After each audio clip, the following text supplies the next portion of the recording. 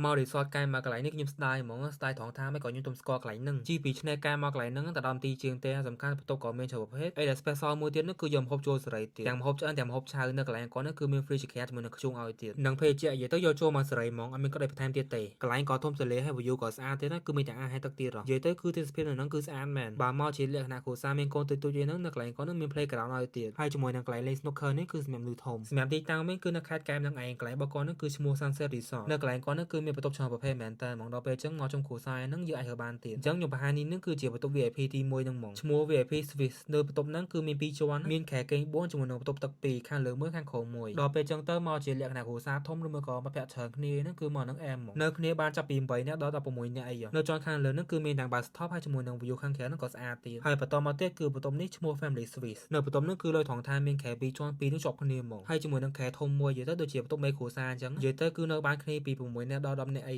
កន្លែងក៏ធំទូលាយហើយបន្ទប់ហ្នឹងក៏ clean ស្អាតទៀតនិយាយទៅ recommend មែនតើមកបើសិនជាអ្នកគេមកជាលក្ខណៈគ្រួសារធំអីចឹងមានកូនទូច្រើនបាទបន្តមកទៀតគឺបន្ទប់ Executive Suite នៅបន្ទប់ហ្នឹងគឺប្លែកត្រង់ថាមានតាំងពីបន្ទប់ទូភ្ញៀវបូកផ្សំជាមួយនឹងសម្ភារៈផ្ទះបាយតែអញ្ចឹងនិយាយទៅលយហ្មងមានតាំងពីចានសាប៊ីជាមួយនឹងចក្រាននេះហ្នឹងហើយជាមួយនឹងខែធំមួយនិយាយទៅគេបានគ្នា2ទៅ3នាក់អីបន្ទប់ក៏ធំទូលាយនិយាយទៅស្រួលនៅហ្មងហើយបើបន្តមកទៀតគឺឈ្មោះបន្ទប់ Deluxe Twin Room នៅកន្លែងហ្នឹងគឺជាបន្ទប់ខែ2ដល់ពេលអញ្ចឹងទៅនៅបានគ្នា3ទៅ4នាក់អីកន្លែងគេក៏ធំទូលាយបន្ទប់ទឹកក៏ស្អាតហើយសំខាន់គឺ view ជាងក្រៅហ្នឹងក៏អែមទៀតបើយប់ឡើងហ្នឹងគឺឡើងជាន់លើហ្នឹងគឺទេសភាពស្អាតហ្មងឈរពីហ្នឹងទៅមើលឃើញ view ភ្នំហ្មងហើយចុងក្រោយគេនេះវិញគឺបន្ទប់ Deluxe Queen Suite នៅបន្ទប់ហ្នឹងគឺមានខែធំមួយដល់ពេលអញ្ចឹងទៅនៅបានគ្នា2ទៅ3នាក់អីនិយាយទៅអែមហ្មងបើសិនជាណាគេមកគ្នាតិចហ្នឹងគឺខ្ញុំ recommend បន្ទប់ហ្នឹងហ្មងតម្លៃធូរជាងគេបើមកលេងកែបអត់ដឹងថាត្រូវគេនៅកន្លែងណាគឺអាចមកកន្លែងហ្នឹងបាននៅ Sunset Resort ហ្នឹងគឺចាំខ្ញុំដាក់លេខទូរស័ព្ទលើហ្នឹងឲ្យ